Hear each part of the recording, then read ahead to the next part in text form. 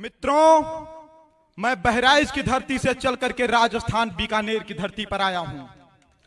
मैं बहराइच की धरती से चल करके राजस्थान की धरती पर आया हूं। और क्यों आया हूं? अपने बिटिया की शादी देखने नहीं आया हूं, अपने लड़के की शादी देखने नहीं आया हूं, गेहूं का रेट तय करने नहीं आया हूं, संपत सारों जी से कोई बिजनेस डील करने नहीं आया हूं।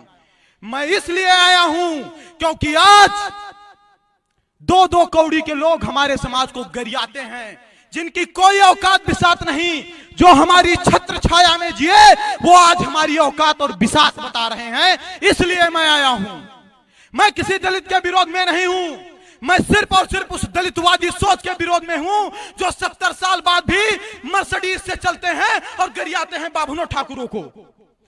मर्सिडीज से चलते हैं और गरियाते हैं बाभनों ठाकुरों को। आज वर्तमान की जो स्थिति है यह सवर्ण समाज के लिए बहुत दयनीय है, लेकिन हमारे दलित समाज के जो लोग हैं आज वो हमारे खिलाफ खड़े हैं। उनको समझना चाहिए कि उनकी लड़ाई सवर्ण की से नहीं है, उनकी लड़ाई उनके समाज के क्रीमी लेयर दलितों से है। क्यों? क्योंकि 22.5% रिजर्वेशन में कोई सवर्ण नहीं जा सकता। 53,000 करोड़ अनुसूचित जनजाति के लिए और 85,000 करोड़ ओबीसी एससी के लिए जो बजट आया है, इस बजट का लाभ कोई बाभन ठाकुर या बनिया नहीं ले सकता। इस बजट का लाभ लेंगे रामविलास पासवान जैसे लोग, इस बजट का लाभ लेंगे उदित राज जैसे लोग, इस बजट का लाभ लेंगे मायावती जैसे लोग, इस बजट का लाभ लेंगे सावित्रीबाई फुले जैसे लोग। फिर आप कैसे कह सकते हो कि हमने आपका शोषण किया है? शेर अगर सो जाए तो कोई ये ना समझे कि शेर की शक्ति कम हो गई है। बेशक शेर कुछ देर के लिए सो रहा है, लेकिन जब भी जगेगा अपनी ताकत के साथ जगेगा।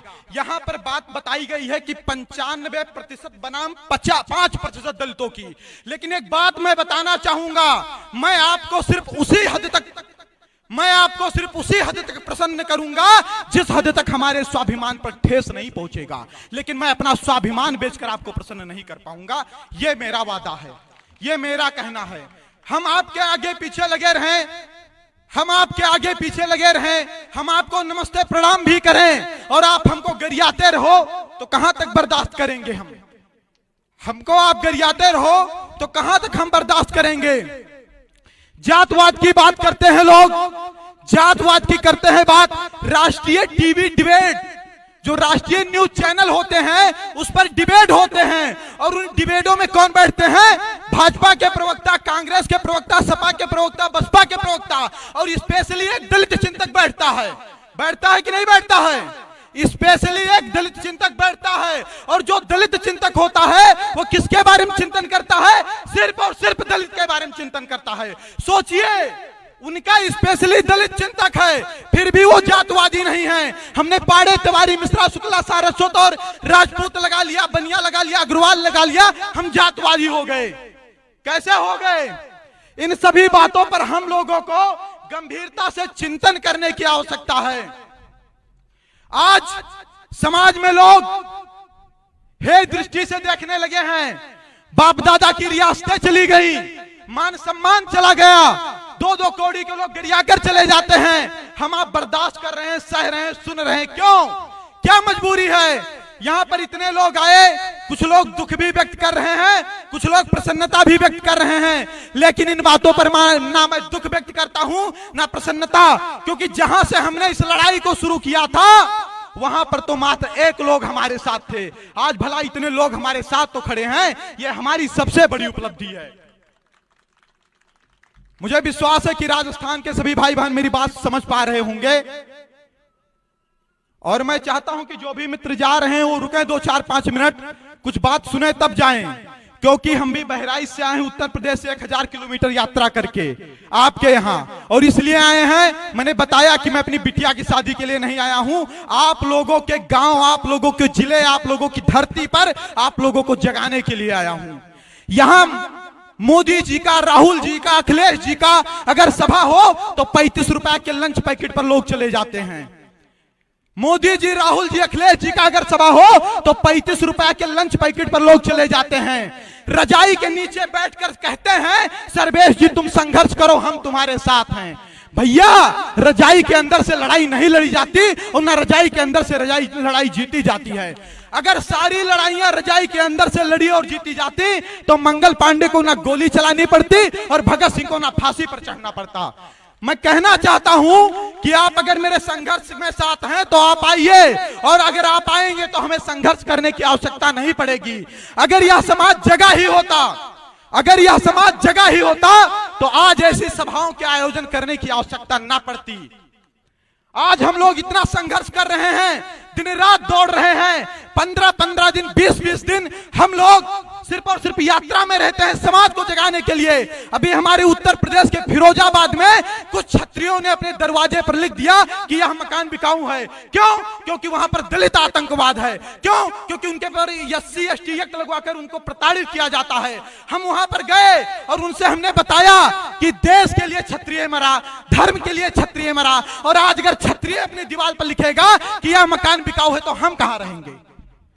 अगर आज क्षत्रिय लिखेगा कि यह मकान बिकाऊ है तो हम कहां रहेंगे?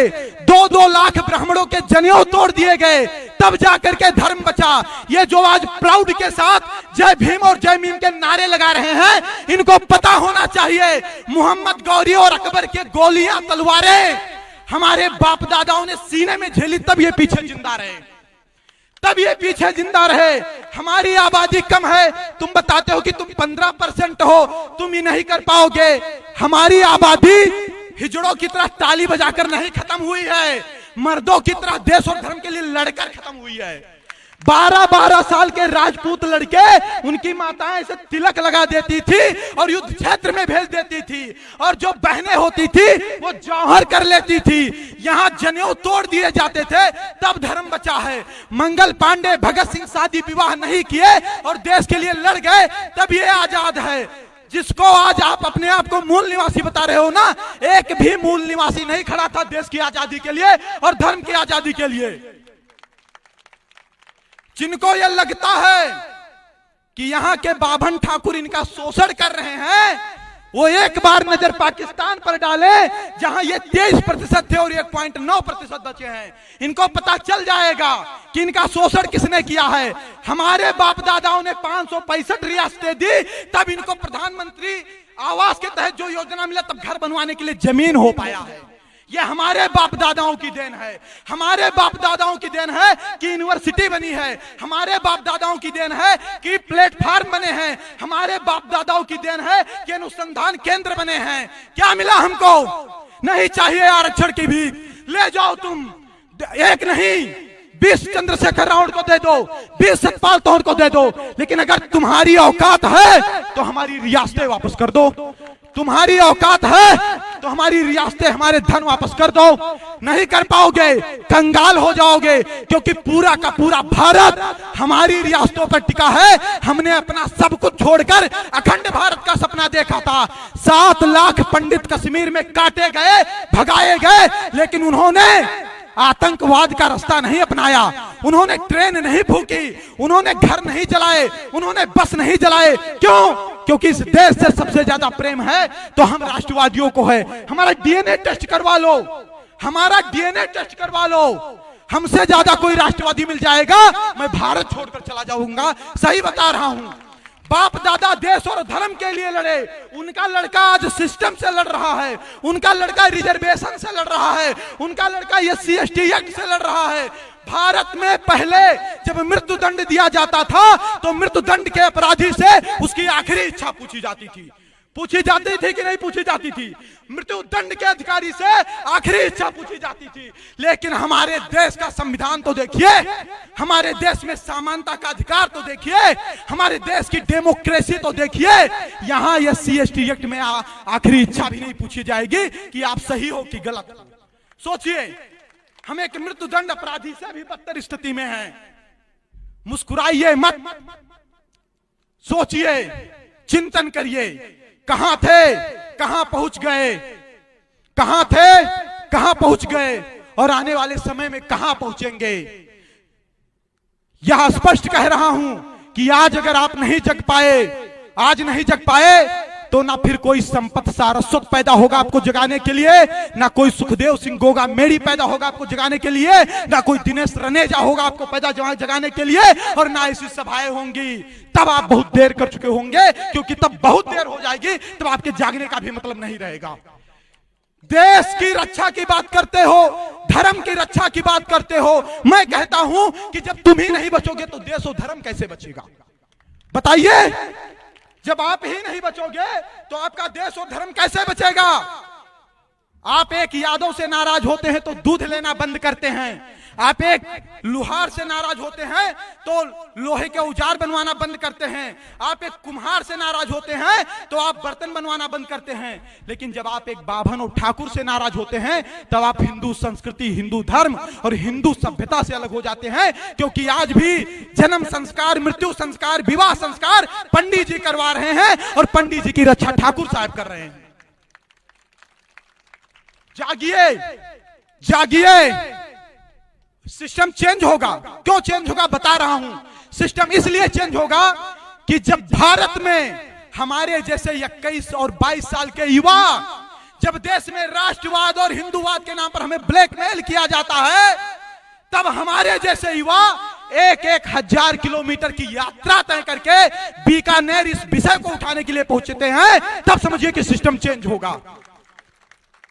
हमसे काफी लोग जुड़े हैं सोशल मीडिया पर, आदरणीय संपत भैया भी जुड़े हुए हैं, जोशी जी, आप सभी लोग जुड़े हुए हैं। आज तक मैंने किसी नेता के साथ सेल्फी लेकर नहीं डाली। क्यों डालूं? सुप्रीम कोर्ट का फैसला आता है, प्रमोशन में रिजर्वेशन मौलिक अधिकार नहीं है, राज्य सरकार बाध्य नहीं है। राहुल गांधी कहते हैं ये तो आरक्षण खत्म कर रहे हैं, और वहीं पर चिराग पासवान बैठा है, उसका जो गठबंधन है वो एनडीए से है, राहुल गांधी यूपीए से हैं, लेकिन सिर्फ और सिर्फ आरक्षण की बात पर वो राहुल गांधी के स्वर में स्वर मिलाता है और कहता है कि हाँ, इस रिजर्वेशन को 9वीं सूची में डालो।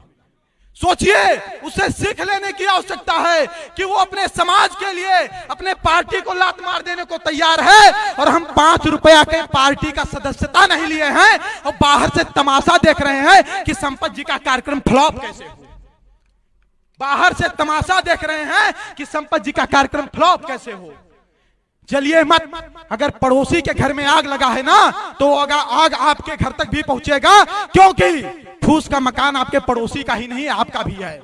और मैं यह विश्वास के साथ कहता हूं कि आदरणीय श्री संपत सारस्वत जी, आप पीछे मत हटिएगा।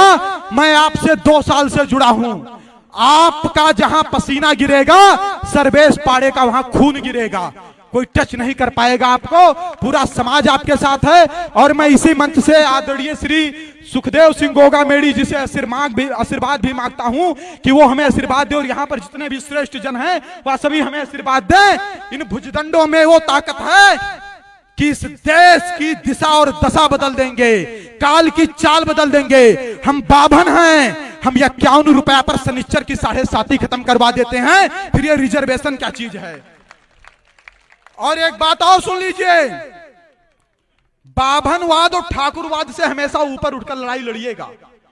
बाभनवाद और ठाकुरवाद से हमेशा ऊपर उठकर लड़ाई लड़िएगा।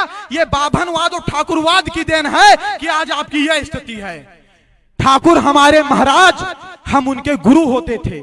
हम जाते थे, अपना चक्रवर्ती सम्राट का सिंहासन छोड़ देते थे। हम दोनों एक दूसरे के पूरक हैं, ये मैं नहीं, वेद शास्त्र की ऋचाएं कहती हैं।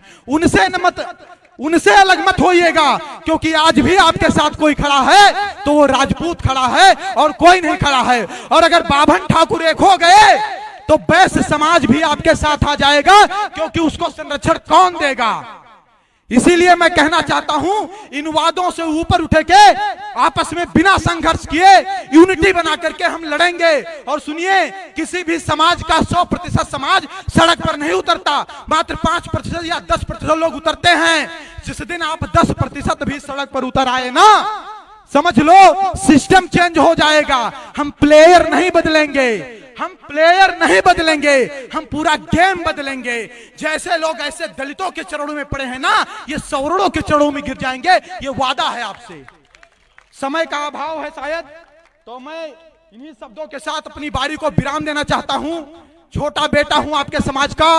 मेरी बातों से अगर कहीं किसी दलित समाज के भाई को भी जो हमारी विचारधारा से तालमेल रखते हैं, मैं जिहादियों की बात नहीं करता हूं, उनसे अगर कोई कष्ट पहुंचा होगा तो आकर के माफी नहीं मांगूंगा, आकर के समझ लीजिएगा, समझा देंगे कि हम गलत नहीं थे। भारत माता की, भारत माता की जय श्री राम।